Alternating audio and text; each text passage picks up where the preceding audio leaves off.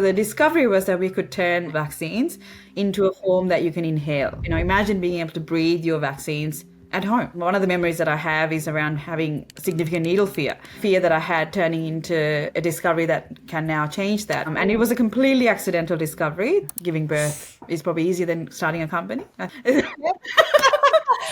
both.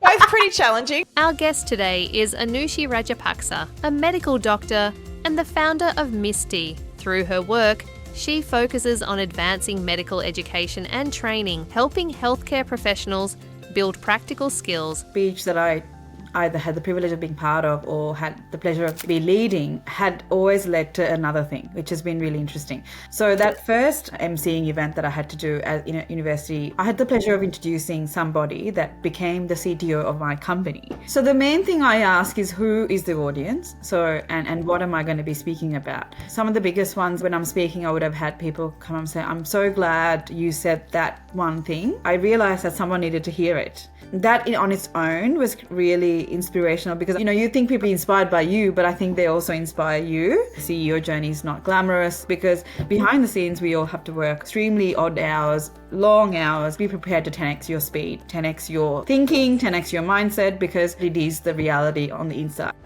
Welcome back to Beyond the Keynote. I am so privileged and very excited today to speak to Anushi Rajapaksa, who is a founder, CEO, senior scientist, and keynote speaker. We have so much to delve into today. Anushi, Dr. Anushi, thank you so much for joining us. Thank you so much, Carmen, for having me. It's such a privilege to be here. My pleasure. Now, would you like me to call you Dr. Anushi or Anushi? What do you prefer? I'm okay with anything. Whatever you want. You're okay with anything. All right. Well, maybe tell us first of all. We're gonna go back in time soon, but I'm interested to know what is your doctorate? What do you have a doctorate in?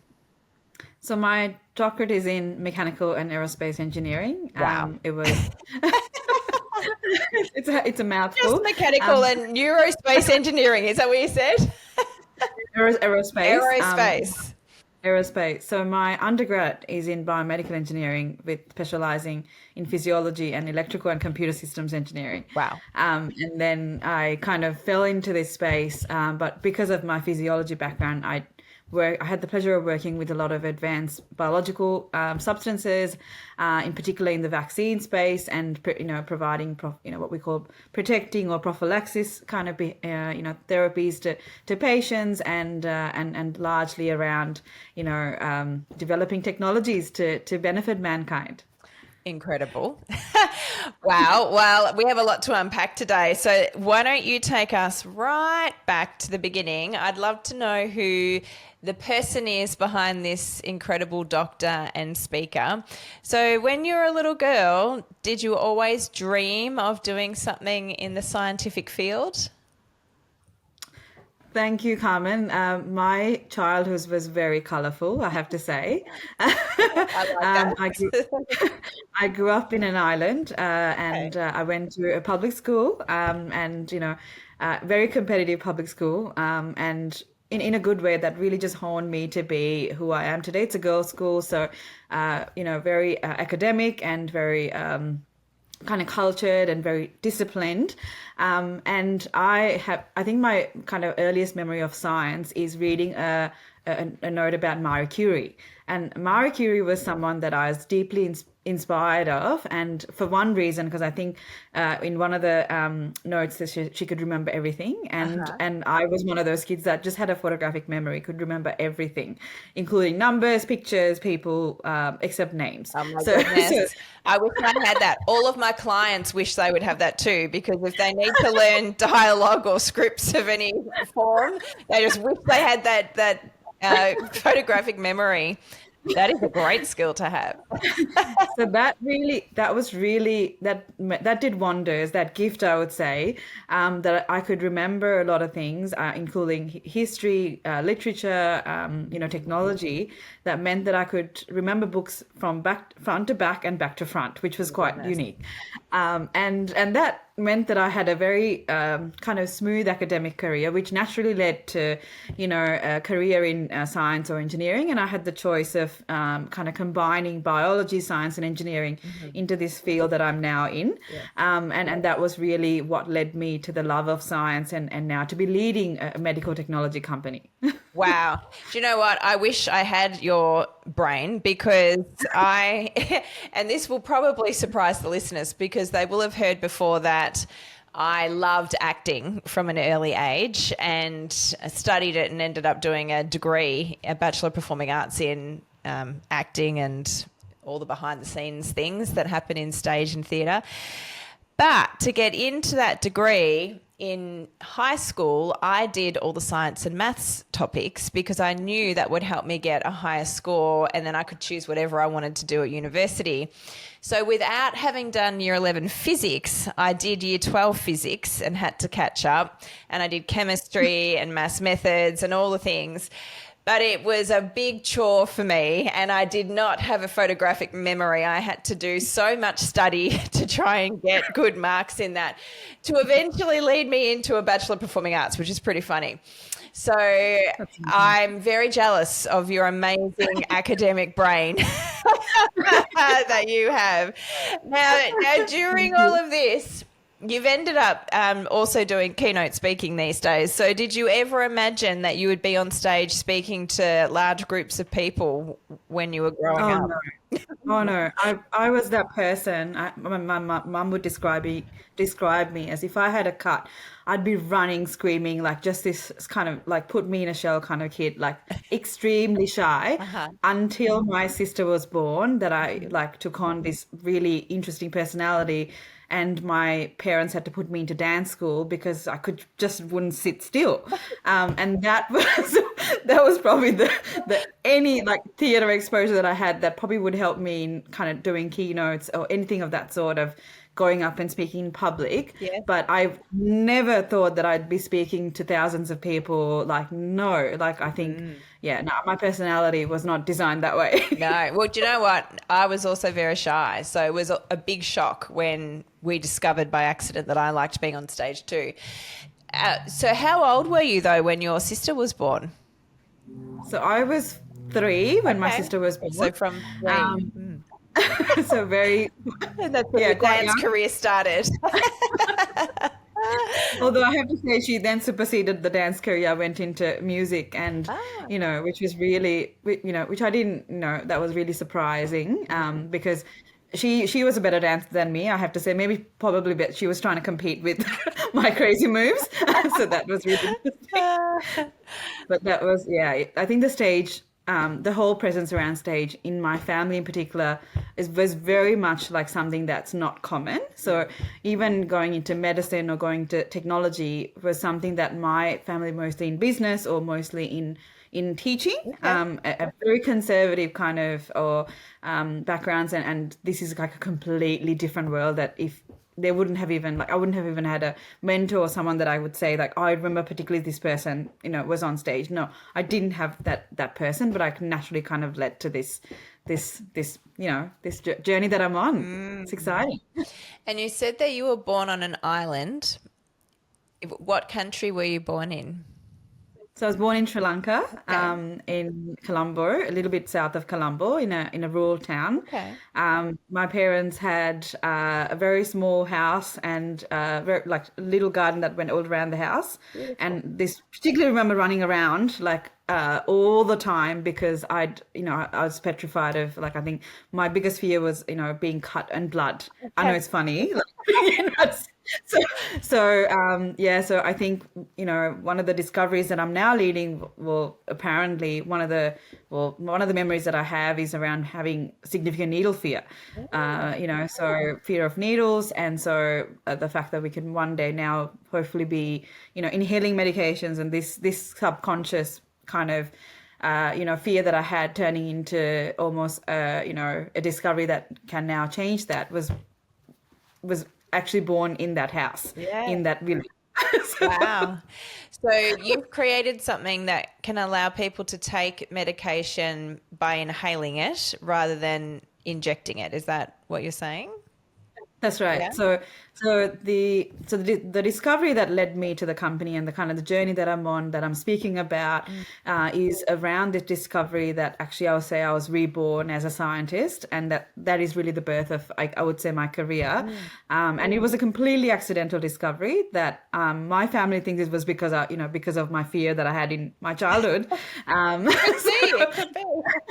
it could be your subconscious playing all sorts of games on you, right? So, Yeah. so the discovery was that we could turn a like really sensitive biological formulation that we call vaccines into a form that you can inhale. So you can breathe. Imagine being able to breathe your vaccines at home. Yeah. And that's the future that we are creating through this technology that, yeah, supposedly was born out of my childhood fear.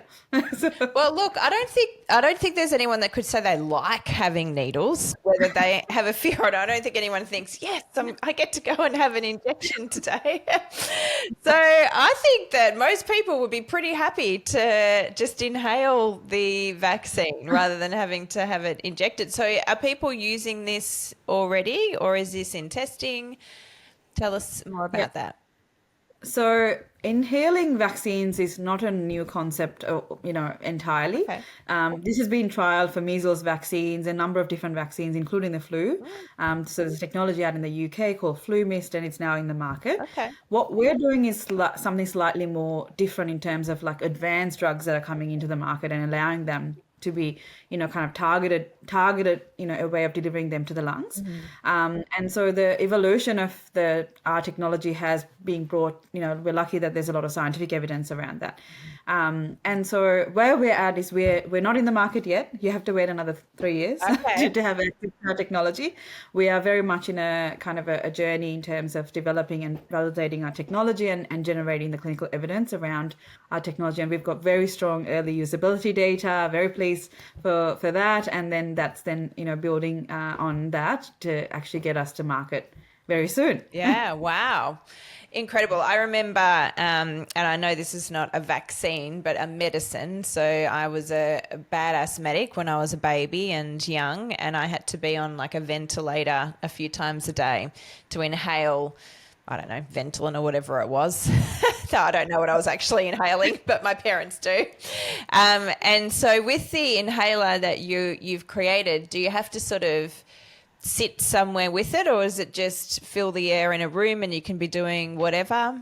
How does that work? So the current design looks like a mask you can wear, and it's hands-free.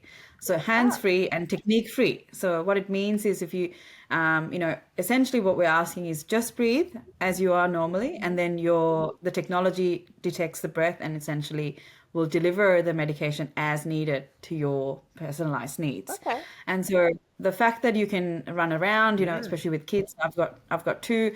They're not the people that will sit around and take medications. So That's what I used to have to do, though. I had to sit with a machine. I remember we used to call it, I have to be on the machine, and I would have to sit there. And the worst thing for me was the fact I had to sit. So, yes, I love that. That they can just run around, and even as an adult that you can just move around and do things. Exactly. We've had really funny feedback from parents who said, "Can I chop my vegetables while I'm wearing it?" I'm like, hadn't thought about that, but yes. Yeah. So I think there's like this, I guess, this need around being mobile and doing what you love doing anyway, rather than kind of sitting there, getting almost like penalized for being are not well. So we wanted to put the fun back in, your routine and kind of increase the, your quality of life, so that you're not penalized for being ill.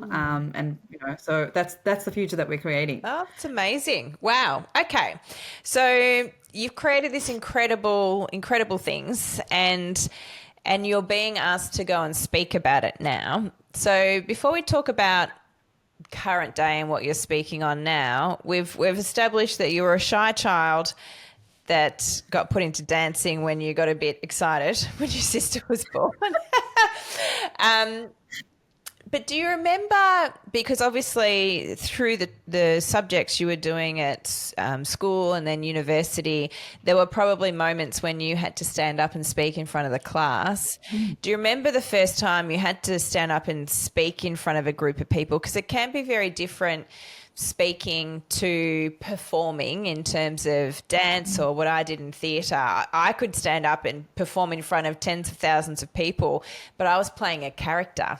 And so it didn't feel like it was me up there. Put me up in front of the classroom and I had to really channel those performance skills because all of a sudden it was me. I had no mask, and that felt way scarier as an introvert. So do you remember how you felt when, and do you remember the first time you ever had to speak?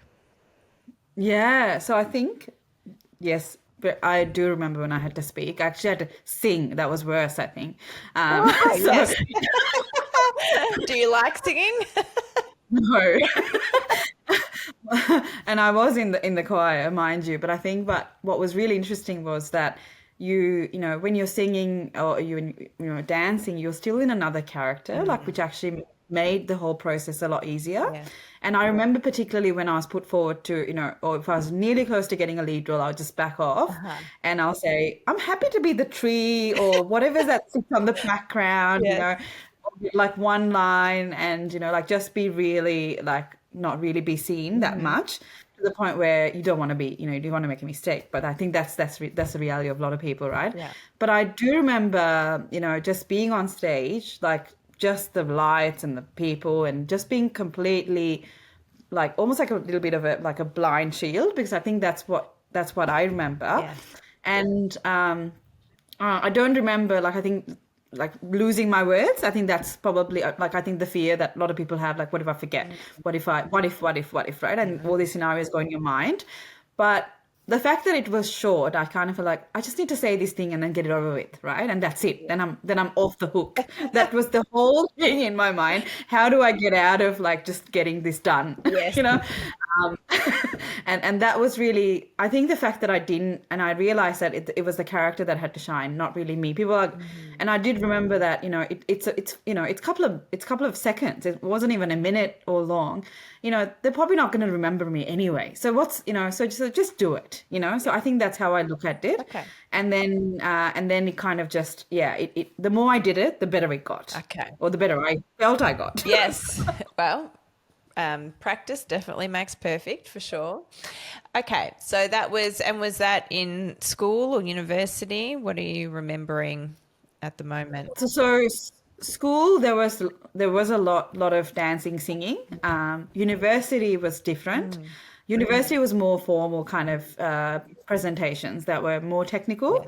Not really, I wouldn't say there were large audiences, because of the fact that engineering is very technical, and you only ever speak to very small audiences. And although in saying that, the first time I actually had to talk I was in a elite, I know, it's really strange. The top 10% of the university students got picked to be in an exclusive society called the Golden Key. Okay. And it's really strange because I think it's a bunch of nerds in a room essentially, but but sharing great things that can help the world, no doubt.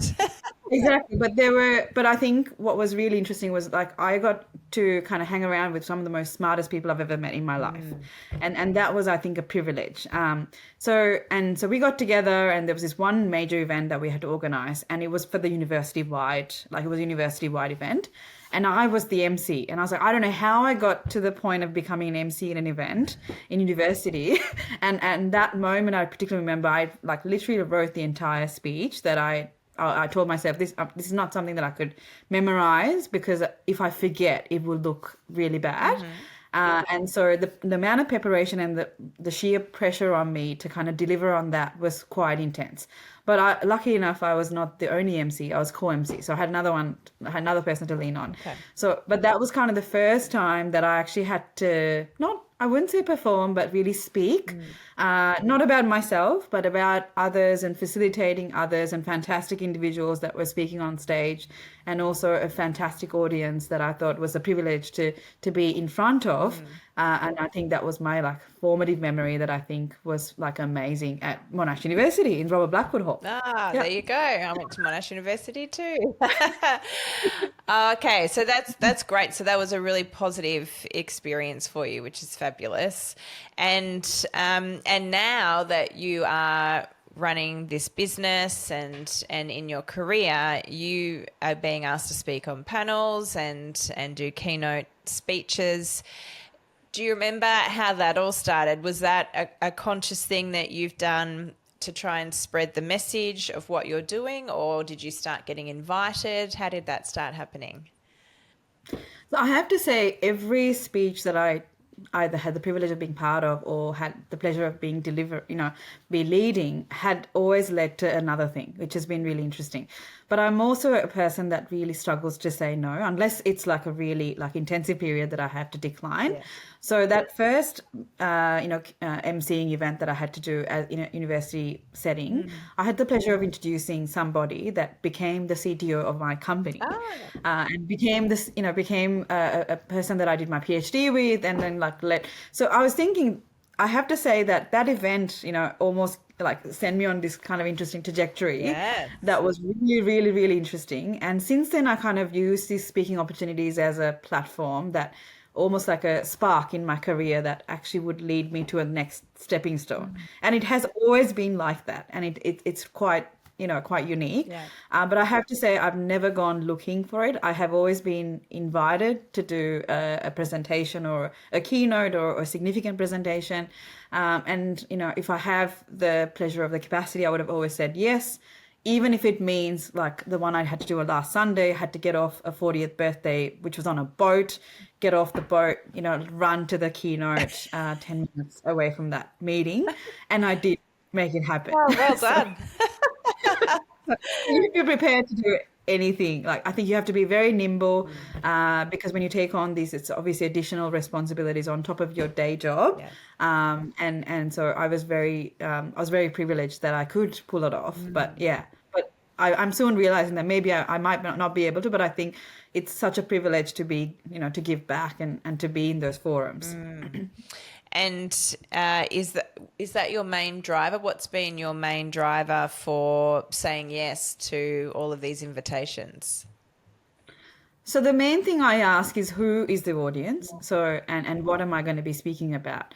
So if the audience is essentially, because I know in a medtech career, a lot of founders are very grateful for a lot of mentorship that they've received or advice they've received over the years to kind of help them get to where they are. And most of the community have been very generous about, giving advice or connecting you with people. So when you reach a certain stage in your career, you also feel like this is my opportunity to give back. Yeah. And so if it's, usually if it's early career researchers or people thinking about entrepreneurship, I just don't hesitate. I go, yes, put my hand up, yeah, done. If I'm available that day and I can actually do it, I would definitely say yes. And it's most of the forums are, around pharmaceutical, partnerships or pharma partners or early career researchers trying to get their technologies or, ideas around drugs into market. It's usually that kind of forum because it's quite technical and kind of aligns with my background and my expertise, and I can see how I can value add. That's usually how it happens. And the Oz biotech space is it's a generous giving community, and you just kind of want to do the same when you have the opportunity to, or you've been requested the pleasure of. So that's kind of been the motivation for me. But I think increasingly, you realize that you're pretty rare in the space that you're in. And you do want to also make sure that, there's a lot of preparation that goes behind the background to being up there and doing a quality presentation. So you've got to kind of balance it with how much of this can I balance in reality, and then make sure that you give it all, but at the same time, not at the expense of compromising something that your company is doing or your family as well. So this is kind of the real juggle that I'm faced with. How do I actually balance all of these drivers? Yes.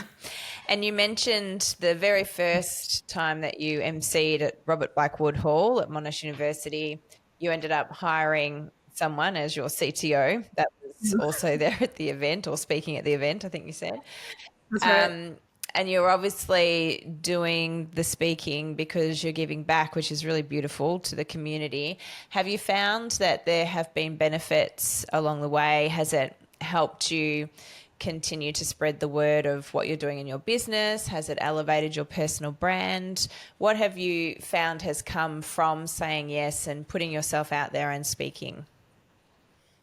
Yeah, so many, so many. I think some of the biggest ones are, when I'm speaking, I would have had people come and say, "I'm so glad you said that one thing," because I think in one particular roundtable discussion that I was part of, I had to say, like, look, I belong in this kind of category. I'm a female. I'm a founder. I've got a family. I've got kids, but I still choose to do this, and it drives me for these reasons. And I think I realized that someone needed to hear it, and I think that on its own was really inspirational, because you think people are there to be inspired by you, but I think they also inspire you. Yeah. So that was really beautiful. So I think I realized that I wasn't not put in this place I was not put on earth to blend in.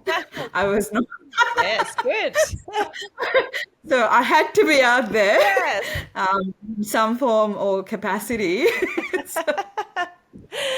Isn't it interesting? So it sounds like you are obviously there and you're inspiring people in your field and what you're doing and your expertise, but you're actually also just inspiring someone being who you are. So you are a female, you are a mother, you are originally from Sri Lanka, and that person needed to see an example of that, because I'm assuming they had similar characteristics, and just needed to see and believe that it could happen. So that's pretty powerful, right? That just being there as you was inspiring in itself. You didn't even have to open your mouth. And that's what can happen. The impact is just enormous sometimes, and sometimes you don't even realize on the actual day or the speaking gig. It's years later someone might send you an email or sees you on the street and says, "Oh, I saw you speak 5 years ago and you said this, and I just wanted to let you know that since then I've done X, Y, Z, and thank you so much." Which is obviously not what you do it for, but so beautiful that can come from speaking.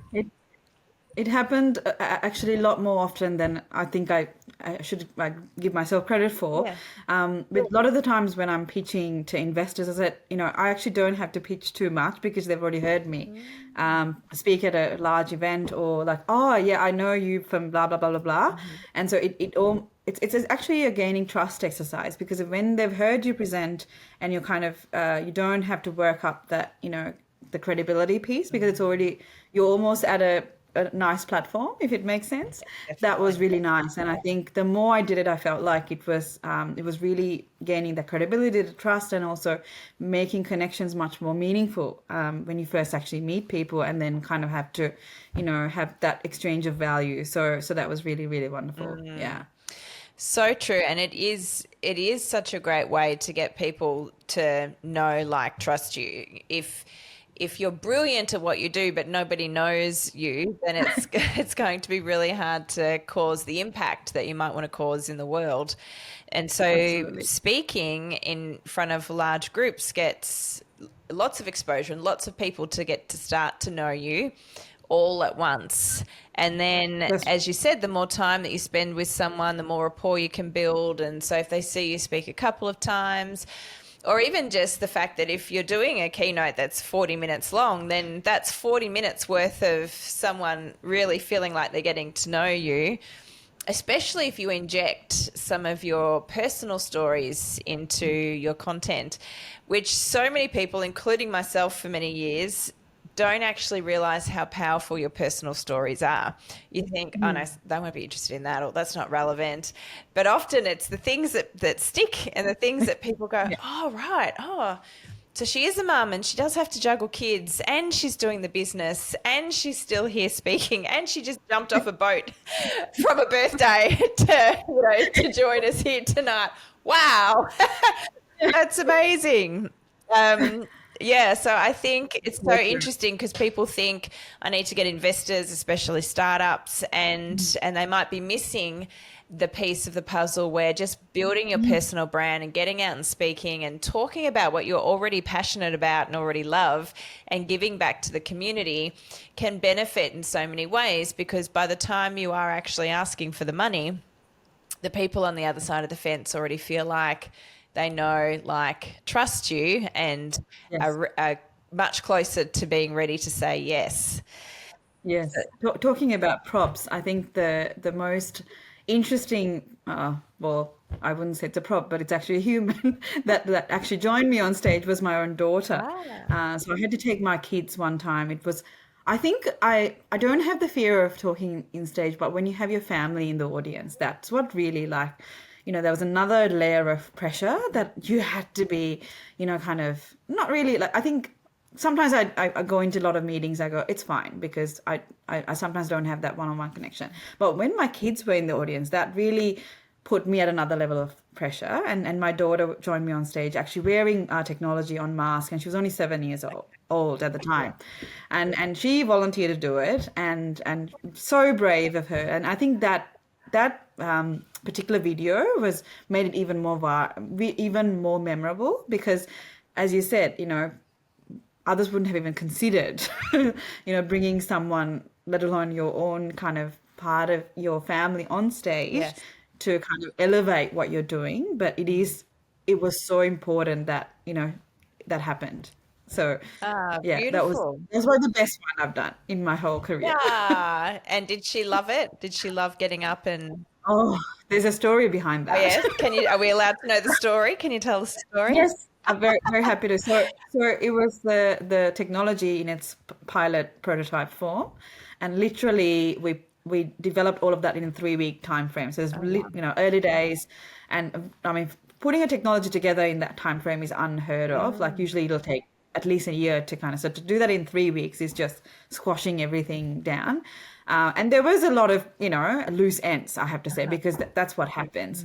So just before going on stage, she dropped the prototype, and it did not work. And this is oh where, I walk around with a screwdriver. I walk around with a lot of these things that are like, oh, well, if I need to fix it, I can. And I did fix it. But the worst part of the story was that she said, oh, Mom, maybe I shouldn't go on no. stage. I was like, oh, like, oh, that's actually worse because I think it shattered her confidence, Mm. thinking if I put this on, it's going to break and she's not going to have a prototype for the next, kind of usability testing, whatever. I said, you know what, it's fine. Like, it does not need to work, but I would love for you to join me on stage because I think that would be the most, incredible part. She did come on stage. It was functional, Yeah. and and we did manage to pull it off, which was amazing. And yeah, so that was I think the most memorable, I would say, presentation of my life. And how old is your daughter now? She's 10. Ah, very good. And does she still remember it? Is it her claim to fame, or was it just another day for her? Look, she has been invited into a lot of like even as a baby because I worked at RCH. She was in a commercial with me holding her, so Okay. so she's been on TV as a toddler, and then and she already thinks, oh, she's much more confident than I am, That's and, good. so 10x me, and I think just I think she's going to be a wonderful young woman growing up, but I think she's going to probably form her own claim to fame. She does choir, she does gymnastics, so I'm all vouching for her success and in her own way. Yes. But yeah, she loved it. She loves that energy on stage. Good. Oh, so good. All right. Well, let's talk about. So it sounds like speaking has been a really great activity for you to be doing in your career, and especially for the startup, and just sharing your message with multiple people at once. And that's one of the benefits of speaking, that you don't just have to speak one-on-one. You're speaking to multiple people at once, sometimes thousands, tens of thousands, hundreds of thousands. Have you spoken in different countries, or has it mainly been in Australia? What's your experience in terms of speaking globally? Yeah, so definitely have spoken in multiple countries. Even as a young scientist, you often get invited into forums, within Asia, or in the US, Europe. So I had the pleasure of speaking in Scotland, speaking in Nashville, and then in Singapore. So that was really it was really lovely to have three different kind of variety of audiences, and wonderful. So I had the privilege of kind of having global exposure to but they were very technical, mind you. I would really only talk about the scientific findings or the technology, and very much curated a talk around either neonatal care, or around. So I've worked on premature babies, or it's very very much targeted. But I think the first time I actually spoke to a set of entrepreneurs from Sri Lanka that were exploring entrepreneurship in Australia. Okay. That was the first time that I actually had to talk about my personal journey, from like entrepreneurship to kind of science and to engineering. Like how did that transition happen? That was very much like, it felt a little bit kind of interesting, because it's going back to my own roots and kind of talking about, that it's definitely not natural to be doing this pathway, but, just take it, and kind of just go for it. So that was really, really, really lovely. And now recently we were in Nanjing in China, with Melbourne's Lord Mayor, Nick Rees, and an incredible delegation in China to showcase Melbourne innovation. And that was also really amazing, because as I was talking, there was a live translation, and the impact that you could have in a completely different context is just mind blowing. Because I think you're kind of limiting your beliefs if you're just limiting yourself to one context, if you're just speaking to one demographic. So that's been really amazing to be traveling while kind of doing keynotes or pitches, or that's been really wonderful. It's a pleasure in my career, I think, to do that. Yes, amazing. It sounds like there's some incredible experiences you've had. I'm interested to know a couple of things. So first of all, a lot of the talks you were doing in various countries initially were very technical talks. Due to that niche technical topic, did you find that you had to deliver your message differently in different cultures, or did it not matter because it was so niche and it was so technical? That's my first question. Yeah, go for it. Every pitch is different, I have to say. I think even when I'm pitching to investors, I actually take the time and effort to understand what their background is, and really understand who I'm talking to as a human. And also, like, from a APAC perspective, because our business is very positioned around APAC, because we understand the need for our technology is greatest. 60% of the population's there, air pollution is greater, so we kind of have to tune, if that makes sense, so that messaging is right. So, and we understand the pull from the market is there, so we actually deliver on that. So that has been really interesting, but when I'm speaking to New Zealand, I spoke about very much the commonalities we have with Australia. So because we're almost on par with a lot of allergy, asthma, COPD, all of those things are very similar but we talk about it from a very kind of plain field kind of perspective, and that diversity comes from the knowledge of culture. So you always have to take the cultural nuances and take all of that feedback and really tailor your pitch or your content to make sure that it's relevant. So yeah, for sure. Absolutely agree with you, and love that you think about that every single time. I think any speaker, your audience is who you're talking to, and they are your everything. So you should absolutely always look into who you're speaking to. What do they care about, not care about? What might their level of expertise be in your topic? All of those things, and tailor your content to the audience. Absolutely. And then you mentioned that you were talking to entrepreneurs from Sri Lanka that were making the move to Australia like you had, and that felt like a really different type of talk to you, where you brought through your personal stories. Did that one was that more vulnerable for you? How did that one feel different for you? Yes, it was very much a really kind of a round kind of circle point of view, because I grew up much like them in Sri Lanka for the majority of my life. And then I migrated to Australia for my higher studies. And then I decided to but at that point, even when I had lived in Australia for 20 years. So Australia was my home, and so it's a very different, like it's quite like, but from there coming from, they actually look at it like, oh, how are we gonna succeed? Is it even possible? So I think that's where the because you kind of think the mindset shift comes from, because they see someone, oh yeah, like it will take time, but it is possible. That also gives them confidence to at least have a go. But of course, they're really early in the journey.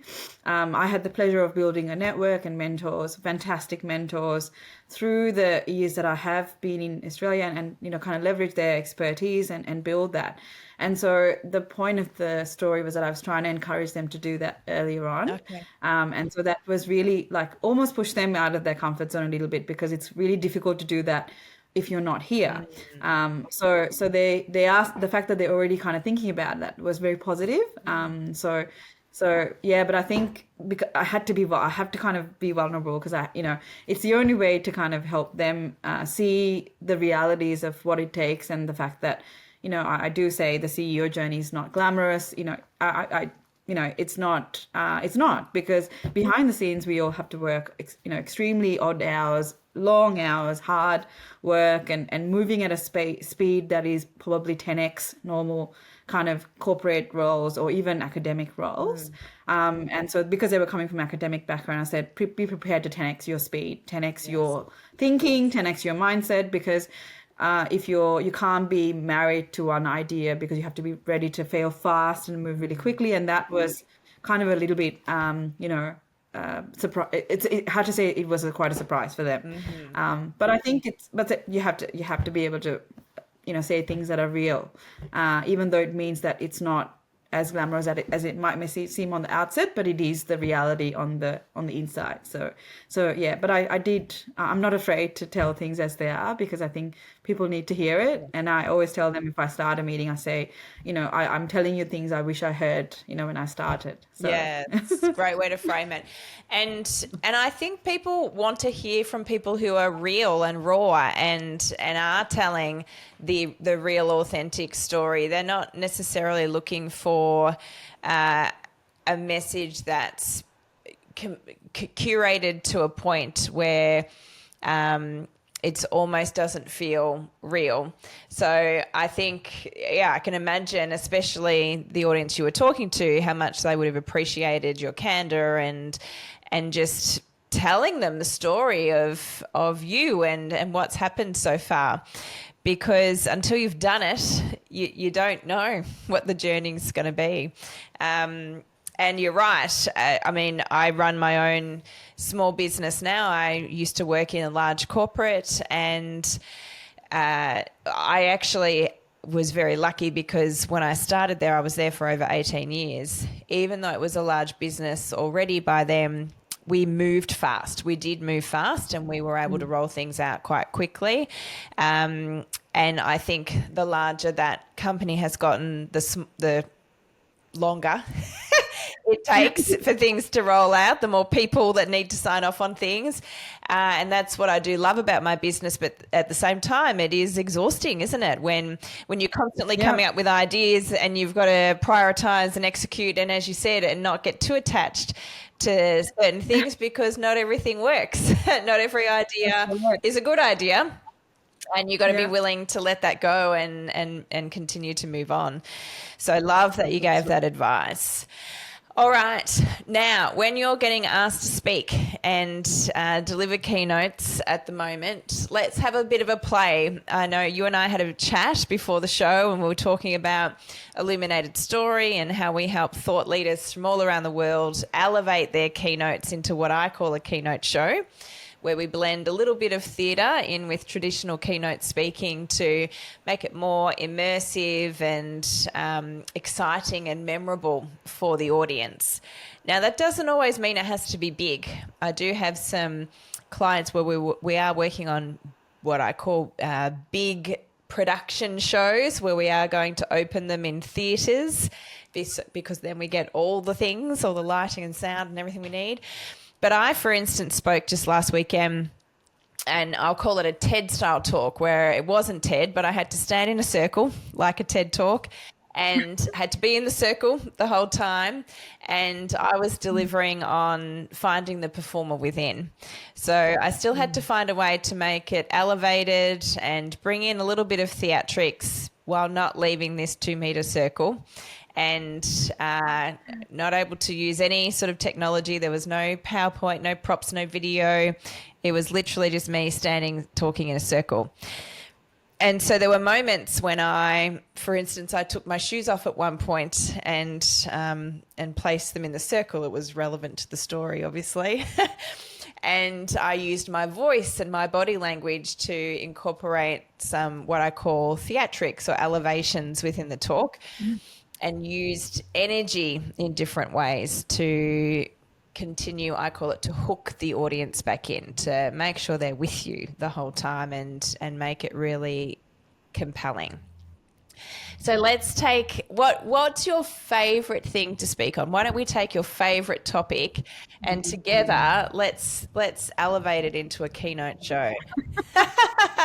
So I think my favorite thing to talk about is the mission behind Misti and why I kind of started. And it's to do with my son, and because the discovery was quite a long time ago, and I was actually pregnant when this idea of a company was presented. Okay. And I actually didn't work on it. I actually did, because I thought, I think now I know, giving birth is probably easier than starting a company. I think. both pretty challenging, but so that journey from kind of that beginning to and I now have a photo of my son on the slide deck, but I think just the fact that he inspired me, and he had a number of respiratory conditions that made the whole journey more urgent to bring this technology to market. Is probably the most I have to say most favorite thing I want to talk about, because it's a journey that's quite unique, and the fact that I'm the co-inventor of the technology makes it even more unique to be running a company with with that kind of vision, to have hospital grade care anywhere, anytime, in the comfort of homes. So yeah, that I would say that's my favorite topic. Yes, well, let's play with that. So did you or your son need that type of care when you were pregnant or giving birth? Yes. So he has asthma and a number of respiratory kind of allergic diseases. And then so we were in and out of hospital, number of times. And so so the point of, the technology is that, we could hopefully prevent him being hospitalized for, events that could otherwise be avoided, and providing him with the hospital grade care in the comfort of home. And provided that, provide all the additional data analytic capabilities so that the clinicians can then be part of the journey, but prevent, the precious hospital bed for someone that needs urgent care. So that's the vision. So, he does love going to the hospital now, I have to say, over the years. But of course, hospital systems are stretched at capacity already. And so we want to, and the future that we're going to have, overpopulated cities, and we do want to have, respiratory problems are only going to grow. And so, and changing patients' need with, the environment's being polluted. So we're going to have the situation where not everyone who needs to be in hospital might not get the luxury to, and people in remote settings. So I grew up in an island, and so I knew the value of healthcare, and having access to the latest technologies at your fingertips was really important. So we wanted to create the system where everyone can have access to this, and so hence why we're now commercializing it. Wow. Yeah. Really powerful topic. There are so many things that you could do with that topic. And so who are we imagining your audience is? Who are you talking to? So most of the typical audience that I usually get is either early career researchers or scientists that have an idea and they want to kind of commercialize it or think about it, because I was in that position not long ago. Should I not? What should I, or when? And so it's really just to give them a spark or like a little nudge to go, come on, do it, have a go. And so that's really I would think is my audience, but it could be really, anyone who has an idea that want to, kind of think about, commercializing, or really, if they really care about the patient and the impact, they just want to, whether it's a vehicle to get a product in the market, right? Because I realized that research alone was not going to do that justice, that invention justice.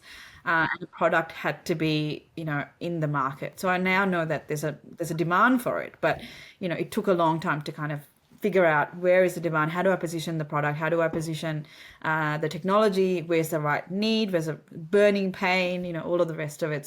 So I would think, it's anyone really thinking about, they have a little bit of a spark in their brain, but really haven't taken that first real step, or maybe have taken a little bit of steps but not really kind of gone to the dark side, as in academia we call it. And so I'm here to welcome them to the dark side. Welcome to the dark. Well, maybe that could be your theme for the keynote. It can be welcome to the dark side, and then you can take them through what happens on the other side of academia, where they're taking this amazing idea and actually commercializing it into something that can affect people's lives and help millions of people. I think that's a great reason to give a keynote to start with. And I love that the story that you have, that's real, that's true, that your son and you being pregnant really sparked the whole project. And so was he was, wow.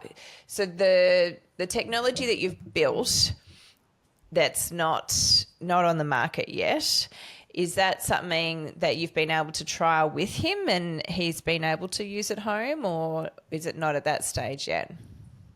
So he is, I have to say, part of every single point where we validate the technology. So with external, like whether it's so when I first had the sketch, so literally we put it in front of the kids, and so we had a couple of mechanical engineers, we did the drawing, and you have to say kids are, they will not, it's petrifying to put things in front of kids because they will tell you exactly what they're thinking, right? So, there is no other agenda. I often go to my youngest son and say, this outfit or this outfit, because he'll tell me exactly. I remember one time he's like, that's a bit of a mum jumper, mum. I wouldn't wear that one. I'm like, okay, I don't know what a mum jumper is, but do not wear that one. Choose this one. So tell you the truth. Exactly like that. We put a sketch in front of them, and then they pulled it apart and we refined it, and then the minute we had an actual prototype, he was one of the first people to wear it around the house and give us feedback. Oh, this is mum really heavy, or like do this, what about this? And he's actually quite entrepreneurial himself, to have like really amazing ideas. So good. And so now I tell him, like, don't, like, maybe you should trademark that, maybe you should, like, so it's quite interesting the conversations that we have off the back of that. And the first time I was writing a pitch deck, and like quite late at night I was like working, and he came around, so mum, do you want money? Like, why are you doing this? and I'm like, I need to, like, kind of bring this technology to market. I need to raise funding. And he's like, oh, he disappeared for a minute and then came back with his till. He had like, I just said $40 or something. It's like, I'm like, thank you, mate, but I actually need about $1 million. It's not going to be enough. That's so cute, though. Oh, I love that he was going to fund it for you. He would have if he did have the funding. I'm sure, like, because I think that's the full circle moment that I went, mate, you're the reason why I started this, and now like you're part of this, and so it's really nice. And I think people ask, like, whenever you want to, like, it's a hard journey, right? Whenever you feel like giving up, what do you do? You think about the patient, like, and in my case, the patient's right here, and it's all the more reason to kind of keep going. Yes. And like, just advocate. So, he's my inspiration. It's so beautiful, and I love that you were designing the mask so that children would be happy to wear it and feel comfortable wearing it. Again, my youngest son, he had to have a brain scan MRI last year and an EEG, and he was so scared about, especially the EEG. He just worked himself up because he got told he had to try and go to sleep in it. And he was really stressed that he wasn't going to be able to go to sleep and he was going to fail the test and, all sorts of things were going to happen. And you could just see how anxious he was walking into the hospital, not knowing what it was going to be like. And the specialist was actually really good. He tried to show him some videos beforehand and because it's just when something's new, isn't it? And you don't know what it's going to be. It can be really scary.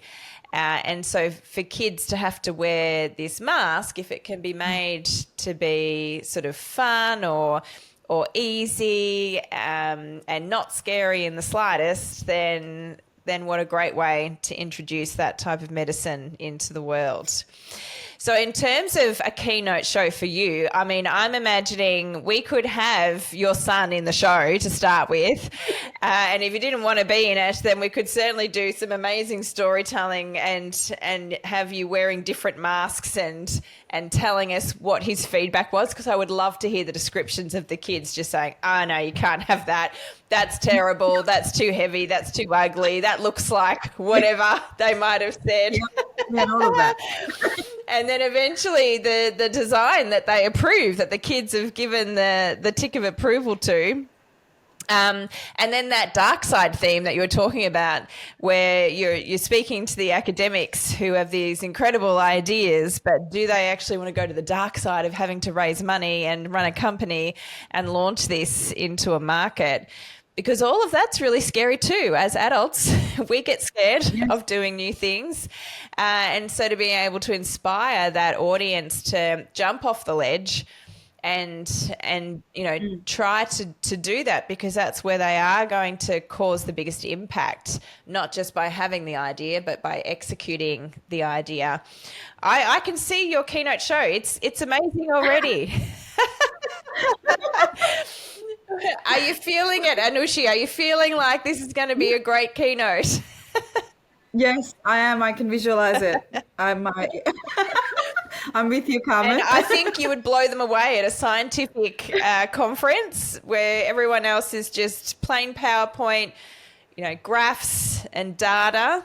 And then you have this incredibly story-driven show that has props and drawings and sketches and stories about children. I think you're going to blow them away. I'm sure I will. I love this. One day I get to do it. That would be fantastic. That would be amazing. Well, and it will be amazing the day that your product is launched into the market. So I can't wait for that to happen as well. That's amazing. And on that, yes, no, you on tell that her. note, Carmen, we do have an interesting opportunity with a lot of partnerships that we're being approached by, and they're wanting to have access to the R&D prototype, and we're talking about multinational pharma and that kind of very interesting partnerships that have been approaching us. So Right. if you're in the audience, very happy to have a chat and give you early access to our technology even before the world gets to see it. Amazing. That sounds so good. Well, it has been so interesting and enlightening to speak to you, Dr. Anushi. Do you have anything that you would like to leave our audience with before we finish our incredible conversation? And also, other than that, how does someone get in touch with you if, for instance, they do want early access to your technology or they want to become an investor or a partner in some way? Thank you so much, Carmen. I've had so much fun talking to you, and you're such an amazing presenter and a very approachable person. So thank you for creating this amazing space. Oh, my pleasure. I would like to leave you with, if you ever get an opportunity or an idea, my only advice is, if I was sitting next to you, I would be getting my phone out and trying to incorporate your company, because I'm that type of friend. Don't wait. If you ever have an idea, just give it a go, because the worst is that you've looked back and, think to yourself, I've actually had a go, and, I've actually had a go, and that's a really good thing to be proud of, even if it fails. But the worst outcome is you haven't had a go and, you've not done anything with it. I think that's worse. So give it a go. Don't wait. Don't wait for permission. Just lead. That's my advice. And if you ever want to get in touch, and if you're a partner or investor, strategic individual that want to that share our mission, you can jump on our website www.misti.com.au, or you can reach out to me, anushi@misti.com.au. I read all of my emails. I don't have an AI reading my emails, so I do read that. So I would love to. And how do you spell Misti, Anushi? So it's MIST with an I.com.au. Perfect. All right. So misti.com.au, Misti. Go and check it out. And thank you so much again for being here today. Thank you, Carmen. Have a wonderful day. All right. Here's where you're standing. You can close this episode, think that was fun, and go back to doing things the way you've always done them.